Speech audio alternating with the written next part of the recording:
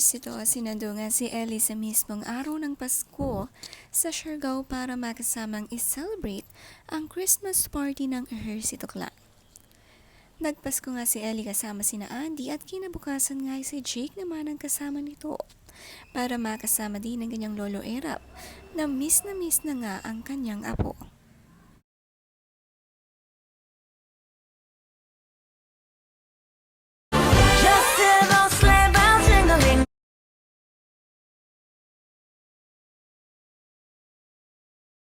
Together with you.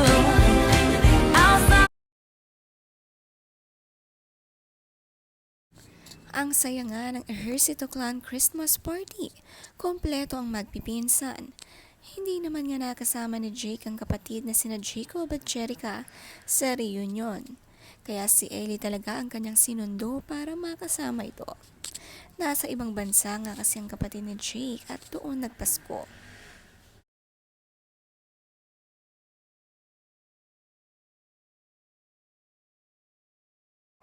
Nakakatuwa naman ang bagong hairstyle ni Jake Ejército.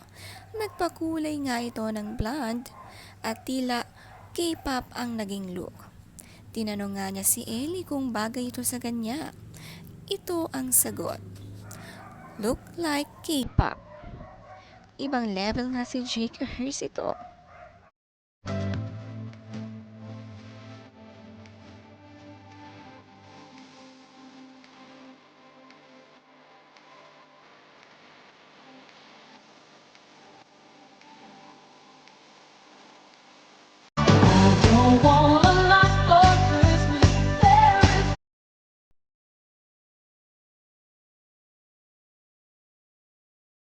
You make every day feel like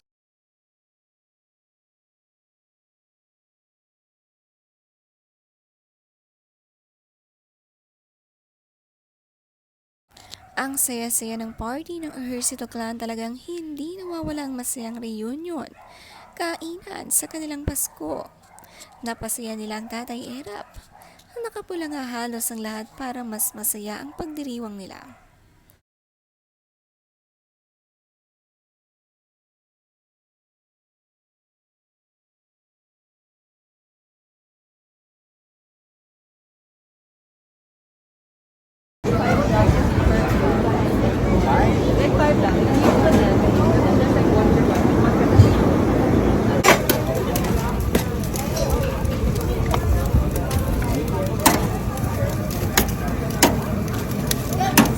Spicy, ma'am. Yes.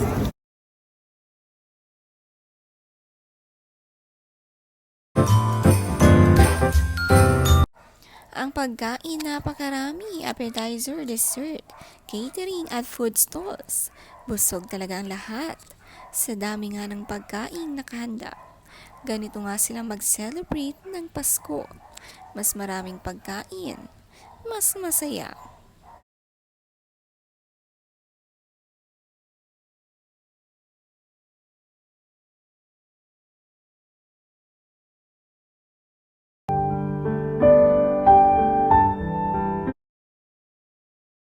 Masaya nga ang magpipinsan na Jake at muling nakita nga si Ellie.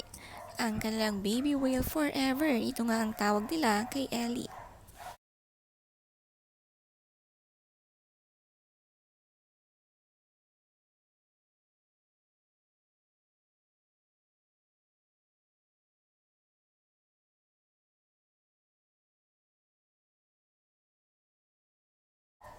Ang Pasko nga mismo ni Jake at Ellie ay sa eroplano.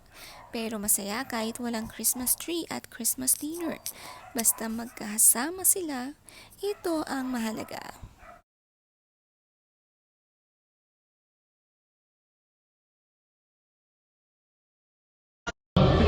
Magbigay ng National Hero! 3, 2, 1!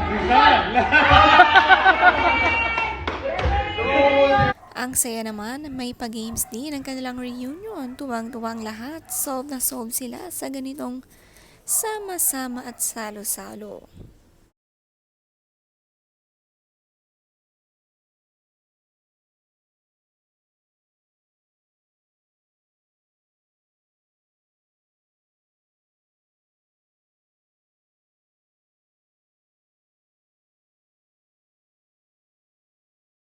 Si Tatay Erap naman mula Christmas Eve ay masaya dahil nagkasama-sama muli ang kanilang buong kamag-anak. Iba talaga ang Pasko dahil nagkakaroon sila ng time magkita-kita muli at mas maging close pa sa isa't isa.